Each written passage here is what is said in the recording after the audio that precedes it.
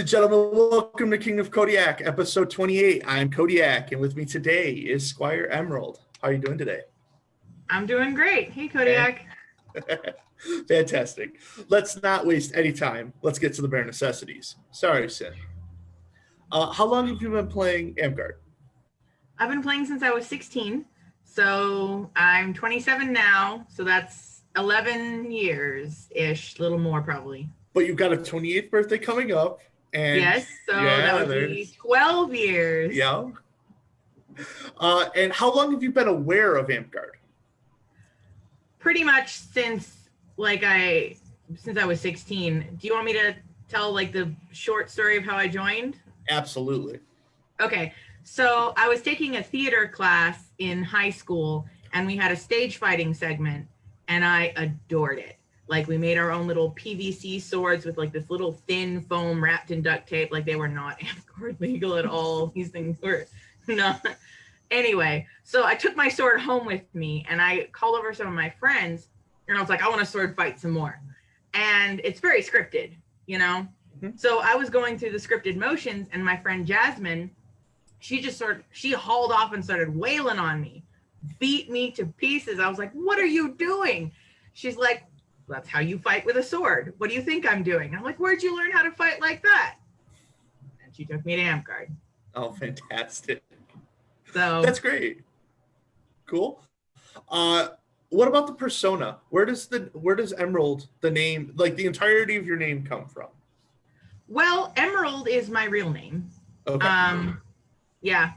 My sister's name is Amethyst, and my brother's name is Andrew Malachite. So they had a thing for gems. So that's where that came from. And then it was so unique that I just never bothered finding like another name. It was unique enough already. Ezel Erin, I came up with, my knight helps me come up with it. It means it's Elvish for of the green sea, because my character is like a half elf, and my sort of colors are green. My company colors are green and black and silver, so of the green sea.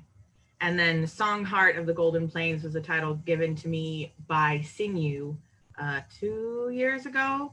At Clan, there was a performance competition that I placed in. I placed third place, and he just sort of started calling me that, so I was like, I'll take it. That's awesome. What about the persona? Can you give us a little bit of the story of your character? I guess I always based it off of what I do, and when I build my D&D characters, I pretty much always play a half elf or an elf, and I don't really have like a mystical backstory of my character. Just that I started off as a scout because I liked to play with bows and arrows. That was sort of my favorite. Mm-hmm. So I was a half elf scout for the longest time. And then I didn't fight so much, so it kind of evolved from there. I do play healer a lot. So my character I'm more of like a healer because I like to help people. I like to make sure that I get people back out onto the battlefield, since I don't really fight much anymore. Okay. All right. What would you say is the award that you're most proud of receiving? The award? Yep. I just recently got my 7th dragon for running the Kingdom Bardic for our Kingdom Endrain. And so I'm really, really stoked about that because it's the first time I ever ran a Bardic, and Bardics are kind of my thing, and it's a 7th dragon, and so I was really stoked about that. Fantastic. That's awesome. What would you say is your favorite kind of battle game?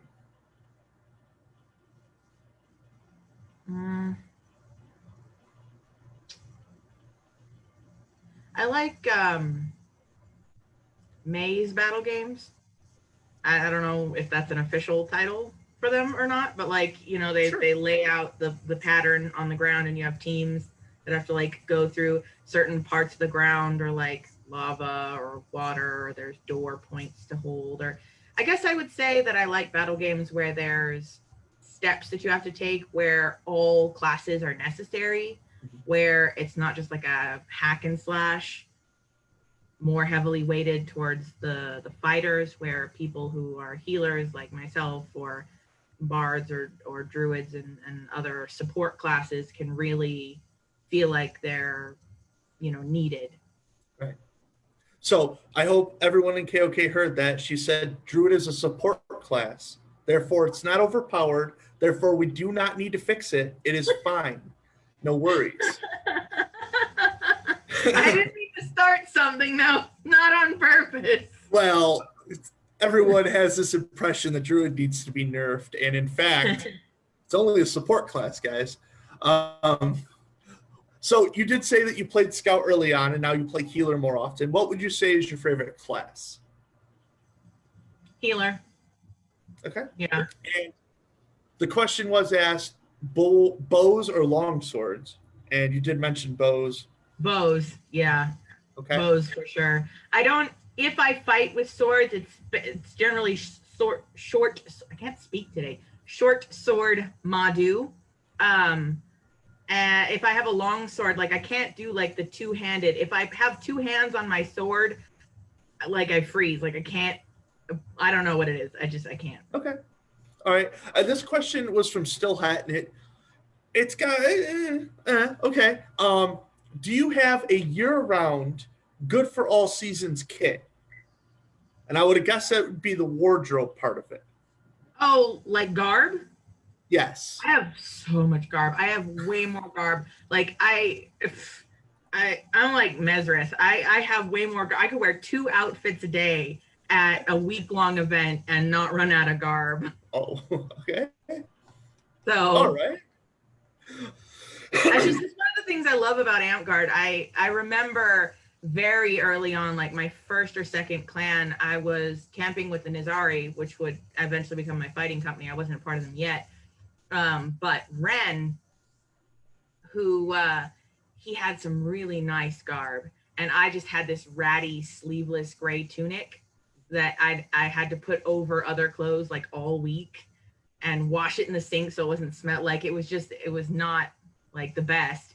And I just remember watching him come out with a new outfit every day, and something about that just like inspired me, and I was so jealous. And I was like, one day when I'll know I've made it in Amtgard when I can do that, when I can have a new outfit every day. That was just like the pinnacle for, little 16-year-old me, would be able to have a brand new outfit every day. Well, given your premise and your conclusion, it sounds like you've made it.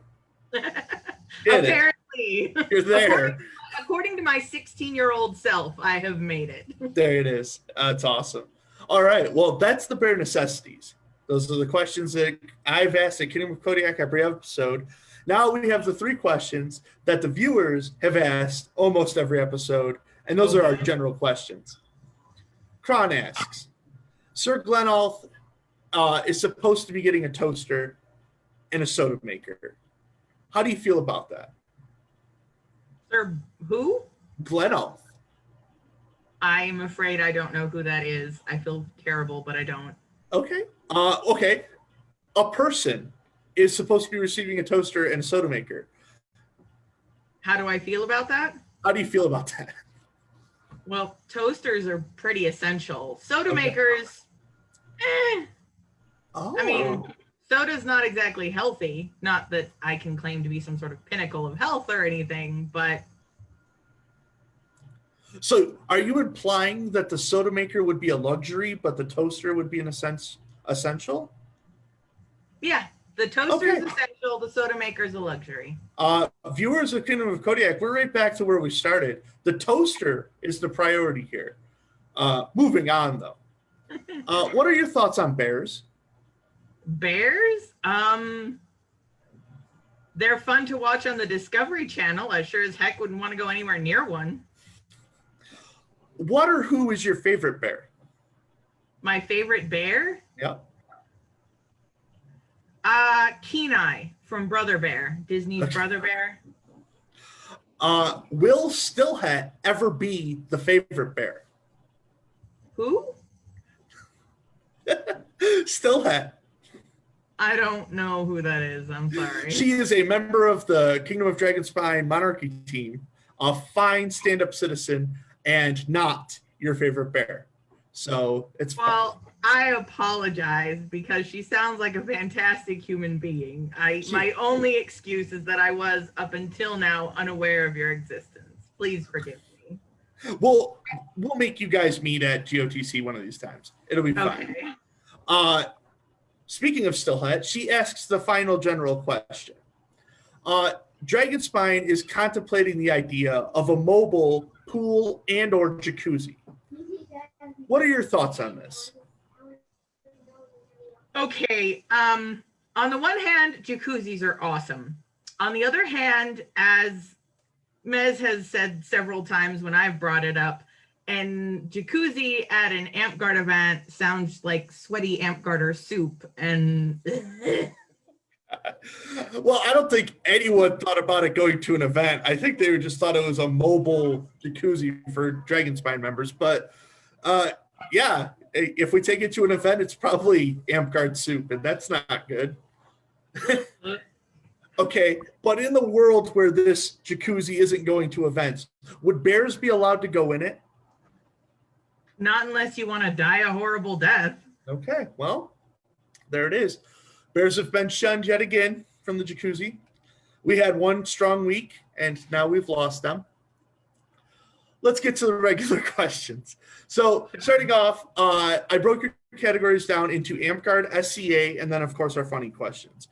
Okay. Our first Amtgard question comes from Lady Zana, and she asks, what are your ambitions?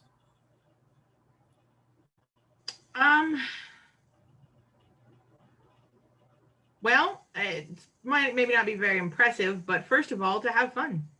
To have fun and to spend time with my friends and loved ones is my biggest draw to Amtgard. But if we're talking about like goals and awards and things, I think my goal would be to get my Master Dragon, and to run more Bardics, because I've always admired, and like, I don't know if there's a question about who you gain inspiration from or anything, but I've always looked up to Forrest, especially like the Bardics at Clan and everything. And I've always thought one day, whenever I get good enough, it'd be nice to like run a Bardic at Clan. Well, first off, your 16-year-old self would say you already made it. So I think next year you should be running the Bardics at Clan or at GOTC. Second of all, if that's your ambition and Master Dragon is what you're going towards already, is there anything that you would say that you desire? Is there no difference to you? Like desire for a Master Dragon, or well, I'm not sure. And so like you're already on the path, you're what, 7 dragons in at this point. You're already working your way towards being a Master Dragon. Is there something that maybe you're not working towards that if you could just have today, you would want? Oh,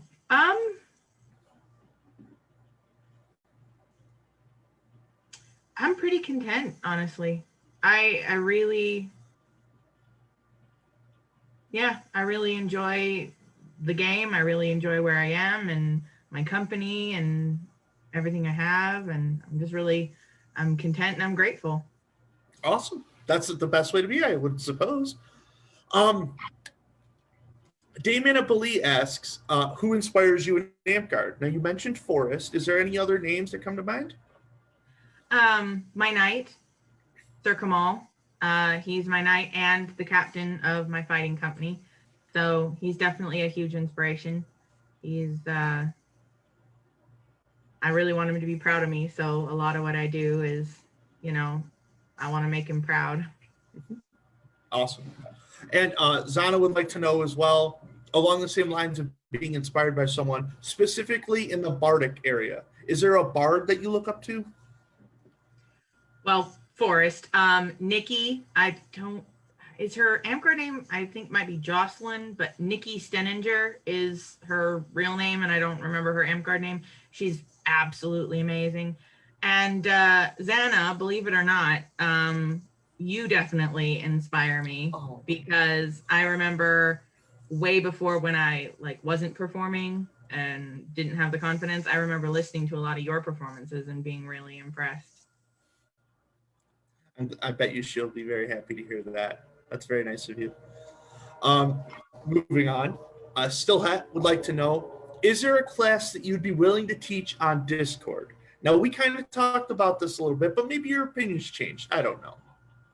Well, I would be willing to teach a class on something that people wanted to know, but like I was saying earlier, I don't feel like I have a whole lot of original knowledge to just like stand and lecture for an hour. I would be open to doing like a Q&A session. Like if people had questions about Bardic or about performances or about anything like that, I'd be completely happy to sit and answer questions for however long. I just don't know that I could come up with like an hour's lecture on anything specific. I have one. You have a company that maybe the members of Dragon Spine aren't as familiar with. And a history lesson into something like that is always something that I would be hoping that my populace would be able to have. So maybe we'll talk about that down the road, but just as another idea. Xana, again, would like to know, what sort of cultural changes would you like to see in Amcard?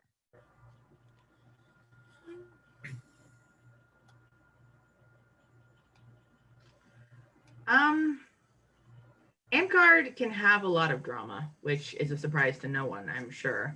And I'm sure that it happens with all organizations, so it'll never completely go away.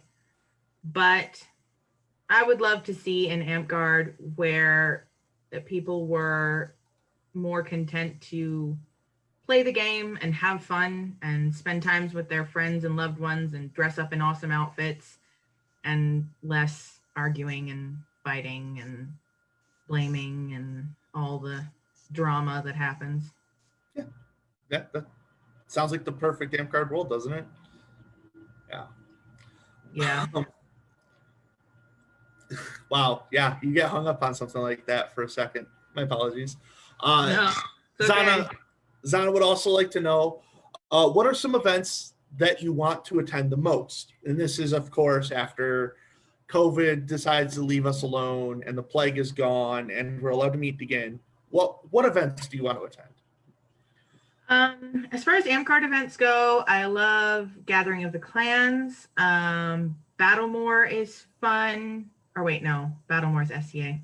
Sorry. Banner Wars. There we go. That's the one I was looking for. Banner Wars is fun. Rakkus is fun. Spring Wars is fun. I really would love to go to it's this big event. I think it's a something war, but it always happens when school's in session. I'm a teacher and I can never go.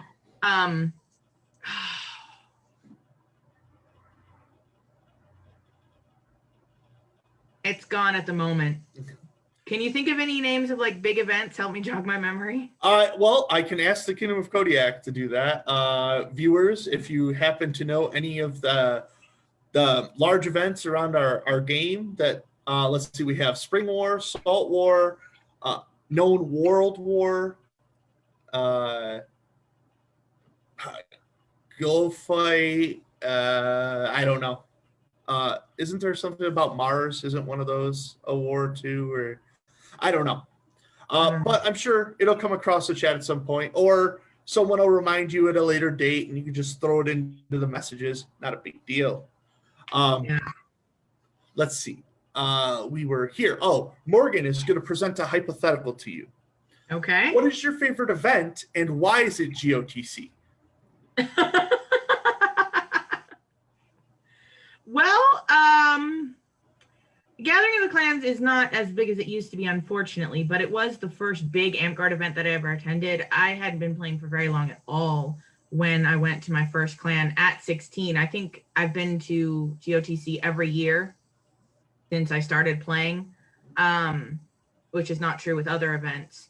And I think that even though it's not like the one AmpGuard event anymore, it's still a place where a lot of people gather from all around to come in centrally. And so it's a great event for meeting people that like come from far away, like AmpGuarders from far away that you never would see normally. It gathers at GOTC. Yeah, it's I mean, it's where the COM takes place, which is a big deal still. So Yeah. we did. I don't want to break back in, but we do have a couple more suggestions of what it could be. Southwest Wars, Pack Wars, Feast of Mars, Dark Shore. No. All right. We'll try another question, see what happens. Zana would like to know, what would your dream AmpGuard event look like? Oh gosh. Okay. So I'm sure this will come as a surprise to no one, but a big central bardic bonfire every night. Which is another reason that I liked Clan so much, is because not all big AmpGuard events have a bardic at all, much less for most of the nights. Mm-hmm. And also lots of ANS classes. That's one of the things that I like about Clan, is the fact that they have so many ANS classes, and for the most part, the materials are provided. Like, you don't have to pay a fee to get into the class, which, if there's any questions about like the differences between AmpGuard and SCA, that's one of the main differences. But yeah, so lots of ANS classes and a bardic every night. Okay. Fantastic. Can't argue with that. Go to GOTC and go sit down and listen to the bardics, and a lot of the time you get to participate because it's either a group sing along or they need the clapping and the clapping and the stomping. Right. The call and response songs are my favorite. Those are the ones that, like, it's been hard to sing with the quarantine, because if you're on Discord, you can't sync people up. So if you want to sing a call and response song, you kind of sound kind of stupid because nobody can sing along with you. Right. That's fair. It's fair. It's sad, but it's true. The state we're in, but still would like to know, if you could talk to us about your first performance. Oh, okay. Oh my God. Give me a second.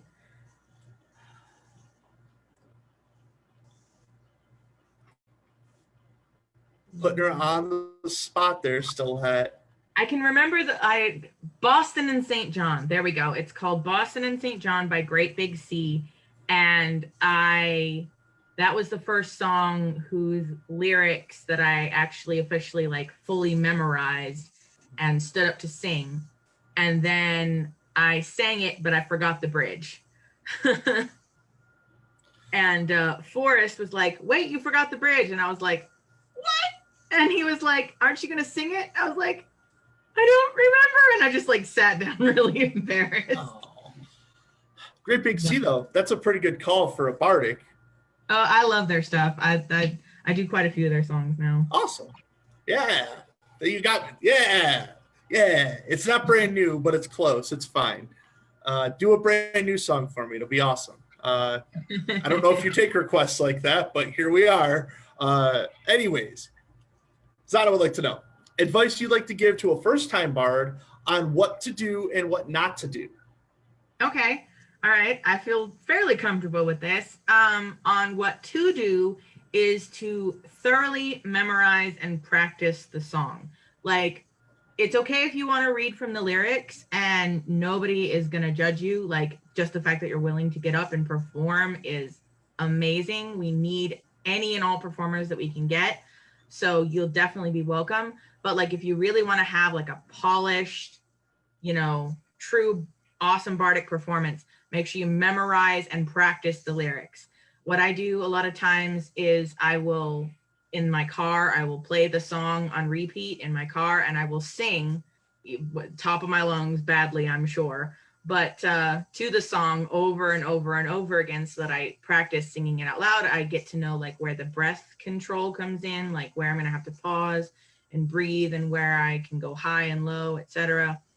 And then when the lyrics are memorized, you can engage with your audience, which makes bardic performance so much more rewarding, is when you can make eye contact with certain members, and you can turn your body, and you can pace the fire, and you can use your arms for expression. It just makes it more rewarding and more entertaining.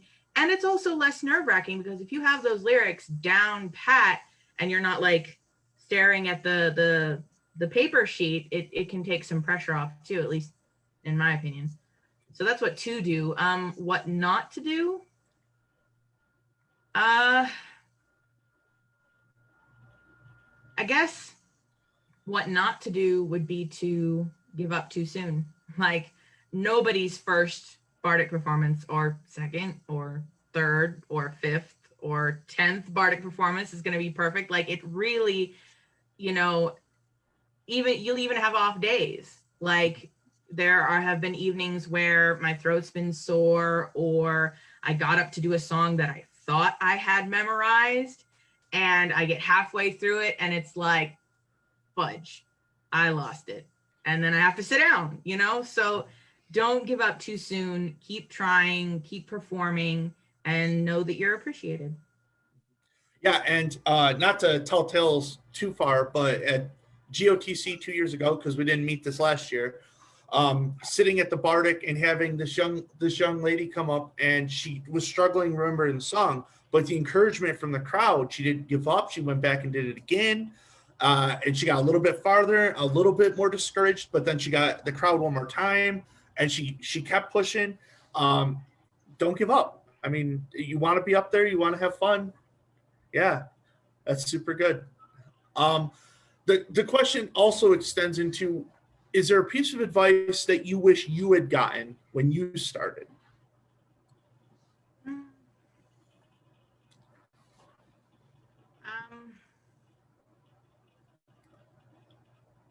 Maybe the lyrics memorization, but I guess like I was fortunate enough to hear advice fairly early on. Like, I went to like some talks and workshops, and I asked questions and things like that. So maybe the lyrics memorization, but mostly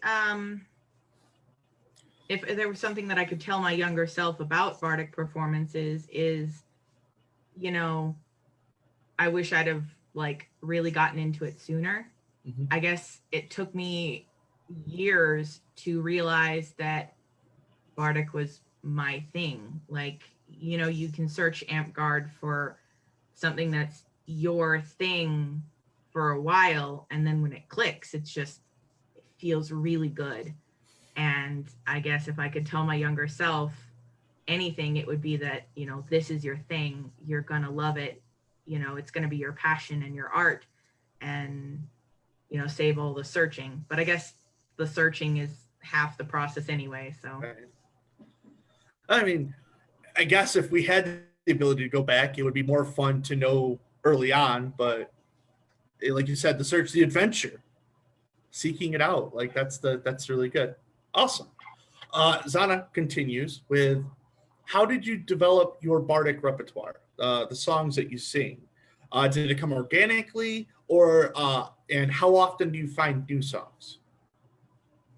Two ways. One, I hear performances and I'm like, oh my gosh, I love that song. And I like scribble down the title or the bits of the lyrics, and then I go home and I look it up and I add it to my bard book. And then the second most major way is that I started a Pandora station like 5 or 6 years ago, a while back. And it happened to have, it was like a Julie Fowlis. She does the songs for the movie Brave.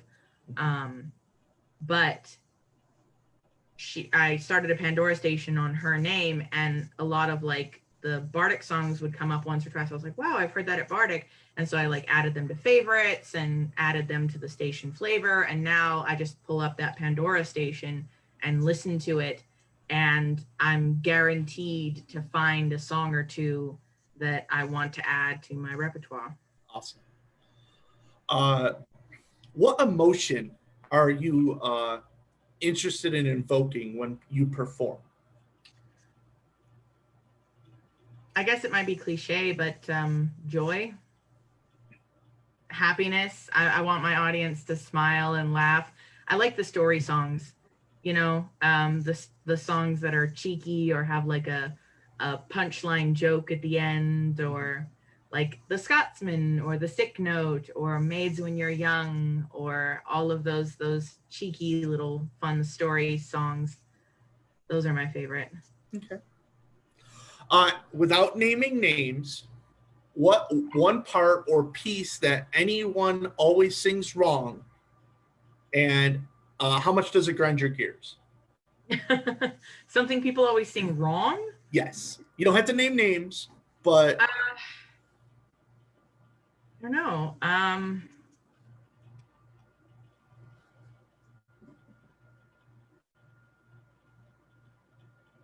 I guess I don't know if I would count it wrong, but a lot of people like to sing uh,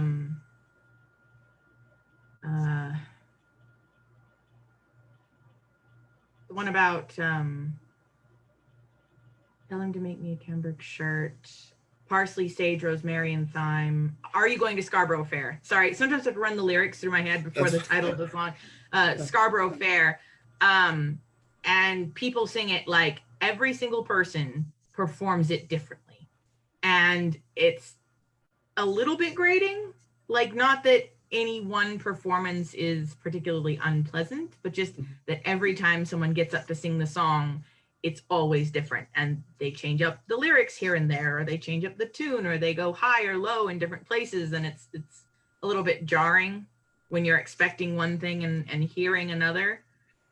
So okay. All right. I'd like to point out that the lyrics are not Tony Danza, it's Tiny Dancer. But that's all I got for you.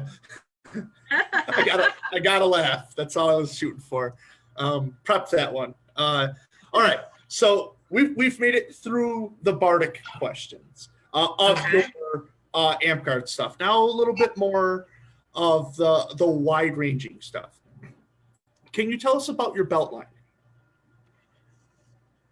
Sorry, my bad. Do that again. Can you tell us about your belt line?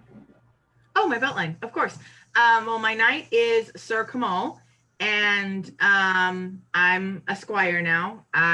He first belted me as a woman at arms, and then I became squire. I could look at the date on Facebook, but it was maybe like a year or so ago-ish. Okay. And then Kamal is a 4-belted knight, and he did not have a knight like above him.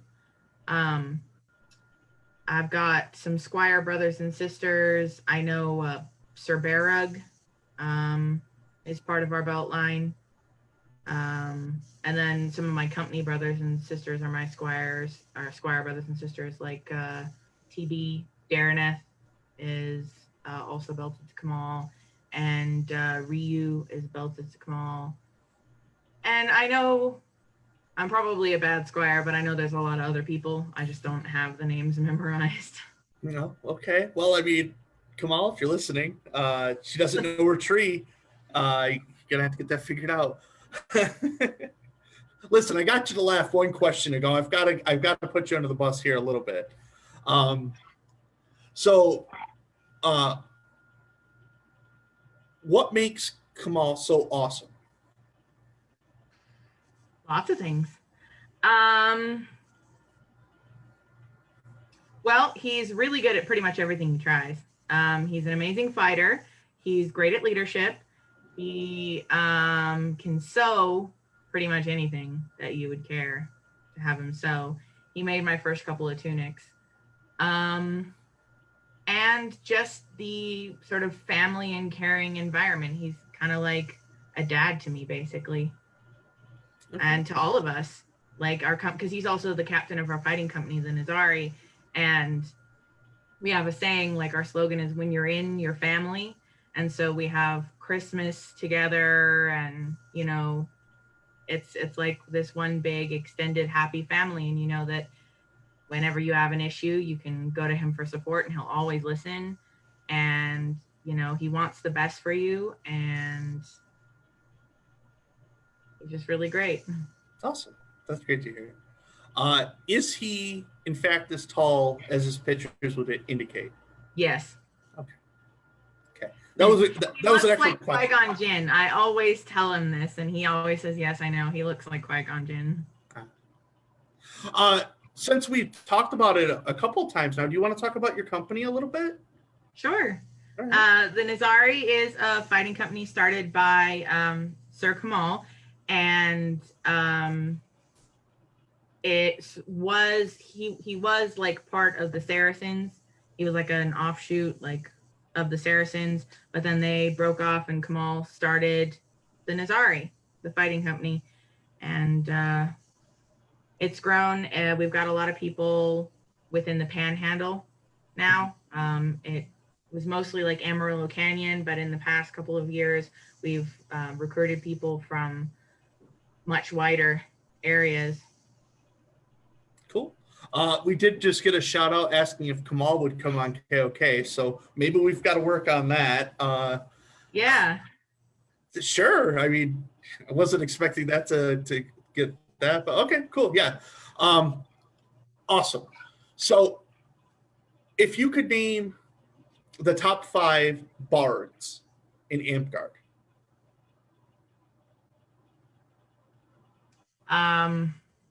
Forest.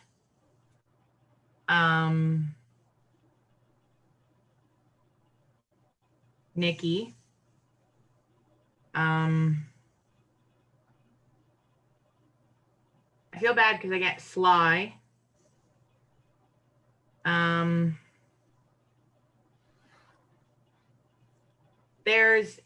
He's part of Forrest's like bardic household. Okay. But I do not remember his name, and I feel horrible. But he's really good. Okay.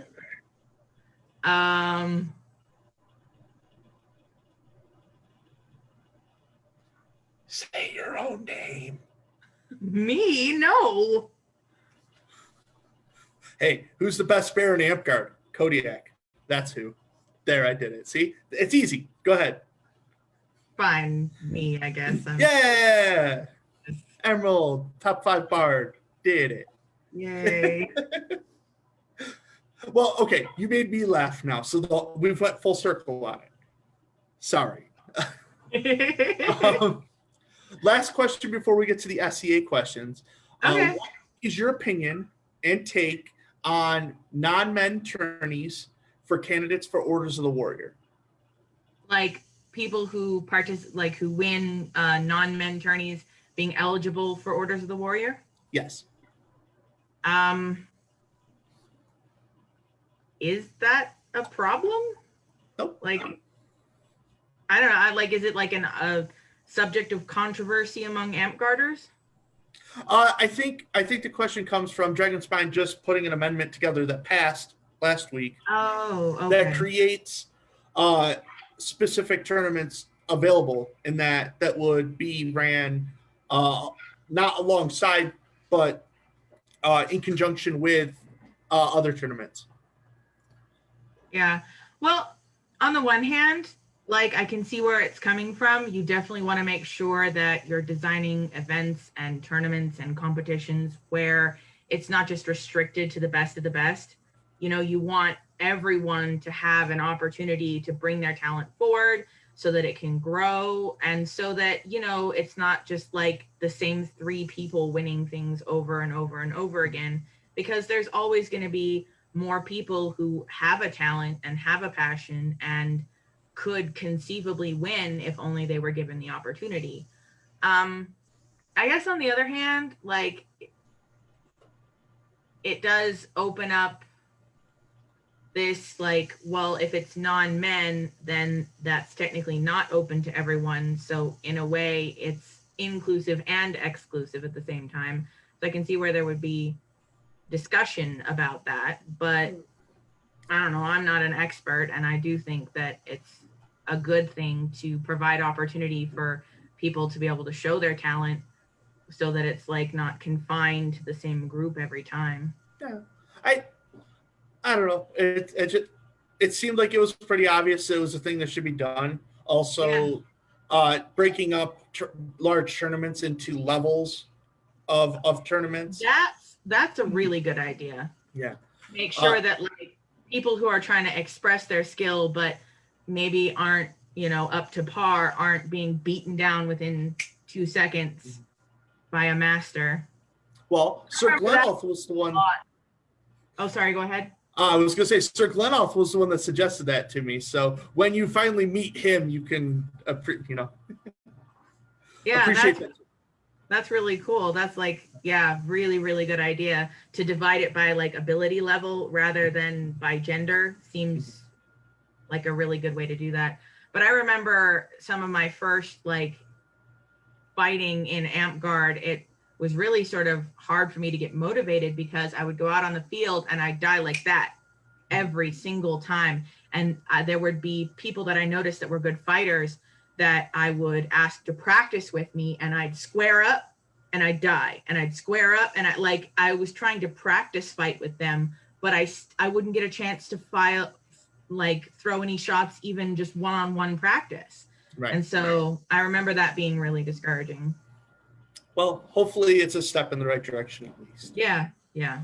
But that being said, that's the end of your amp card questions. We have a couple of SCA questions, and we'll get to the fun ones. Okay.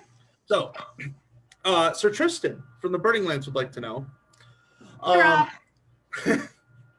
what practices in SCA would you like to see carry over into amp card?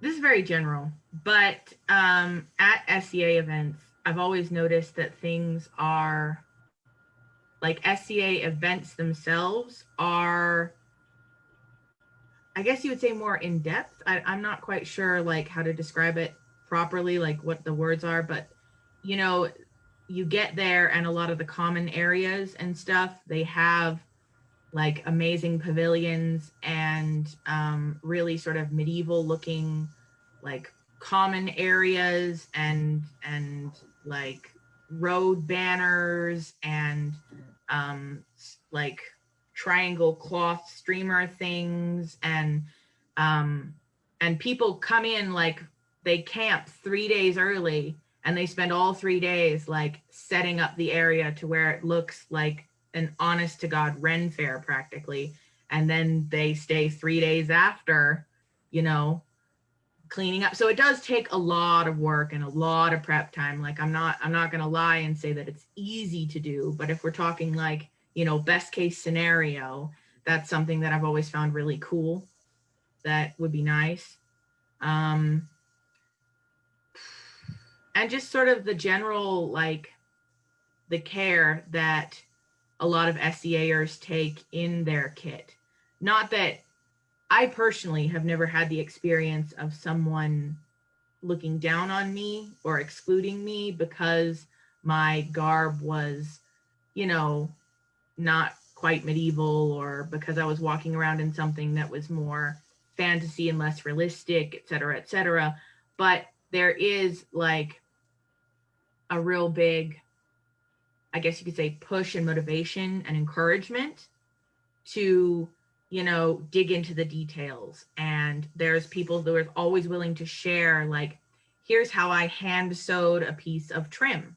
Let me show you, let me help you, and they'll want to tell you the history. They'll make like a wooden chair and they'll want to share with you the history of where that chair design came from and how they put it together, and just really into the details. My experience has always been positive with it. I know that some people have said that, SCA can be stuck up, but I personally have never experienced that. And I've always admired like the care and attention to detail that SCA puts into things. Okay. What about in the other direction? What do you think the SCA should inherit from AmpGuard? I think that I really like the fantasy elements of AmpGuard. we bring in things like half elves and fairies and magic and things like that. And I know that SCA stands for Society for Creative Anachronism, and it's not real big on fantasy, but maybe some more fantastic elements wouldn't hurt. Okay. Yeah, why not? And then the big question, at least from me, was, but it wasn't from me, but the big question, I think, how do you balance SCA Amp Guard in real life? Oh,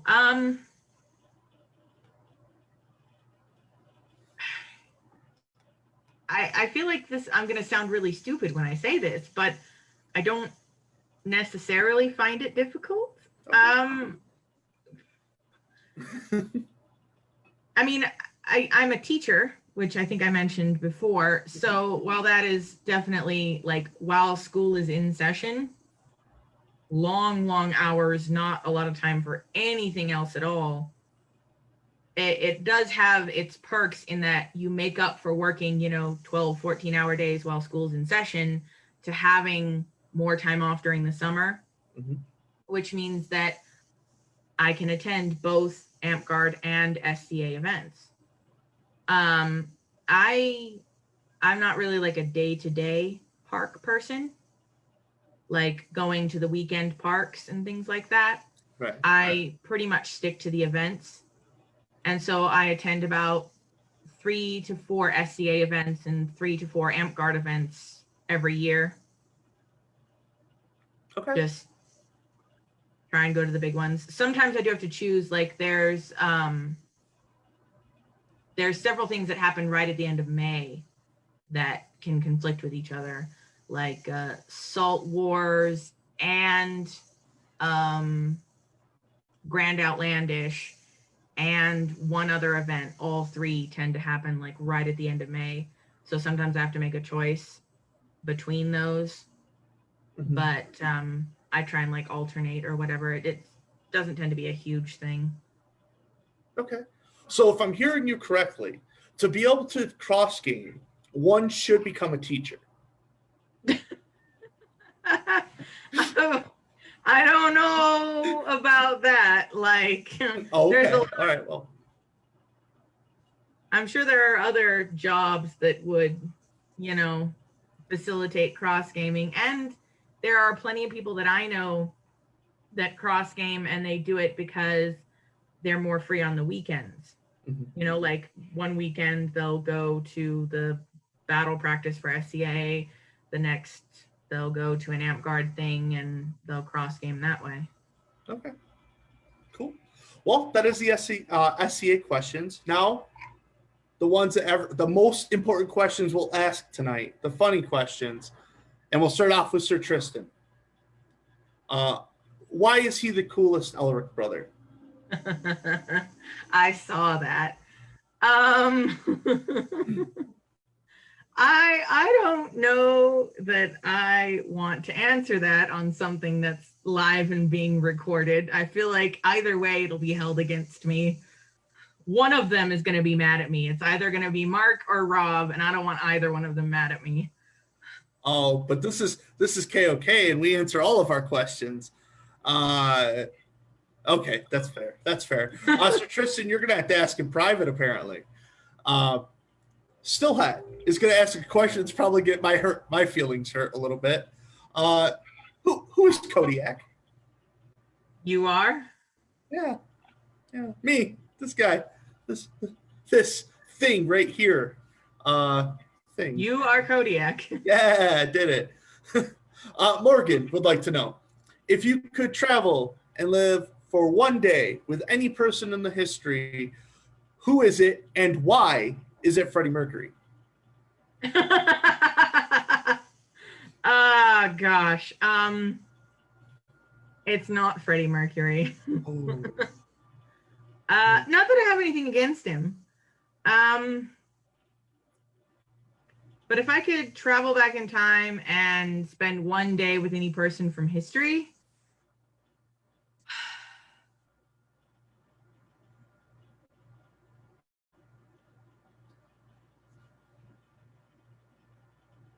I think it would have to be Queen Elizabeth I. Okay. Why? Well, I'm an Amgarter, SCAer, so I like medieval stuff.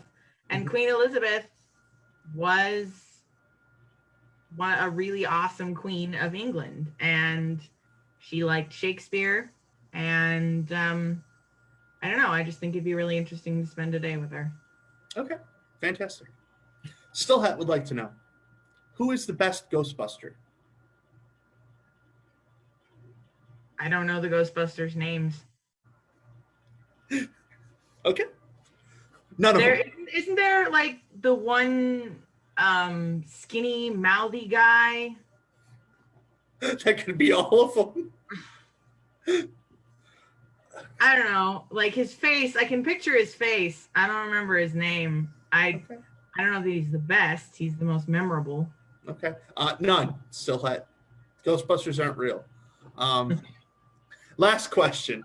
Morgan would like to know, is cereal soup? Is cereal soup? Yes. Huh. That's like one of them shower thoughts questions, Yeah. you know? I'm pretty sure that's where Morgan gets these questions.